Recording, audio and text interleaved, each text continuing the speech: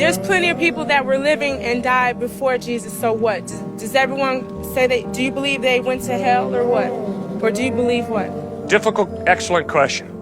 What about those people who never had the opportunity to hear about Jesus? Right, if he died for everyone's sins, you know?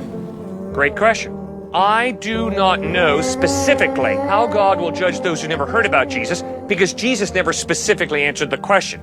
And obviously my knowledge is limited to what Jesus said. But Jesus makes 5 points that apply to your excellent question. First point, Jesus insisted that God's character is just. Because of that, nobody's getting ripped off. No one's going to be judged unfairly, because God, the judge, is just. So they couldn't have went to hell then, if that's true. Right?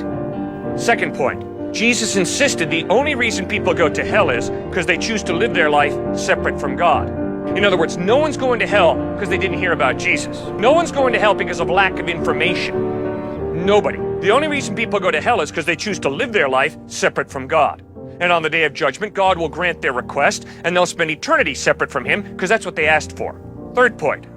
In Hebrews chapter 11 in the New Testament, we have a partial list of people who will be in heaven who never heard the word Jesus. They lived hundreds of years before Him. But these people in humility put their faith in God.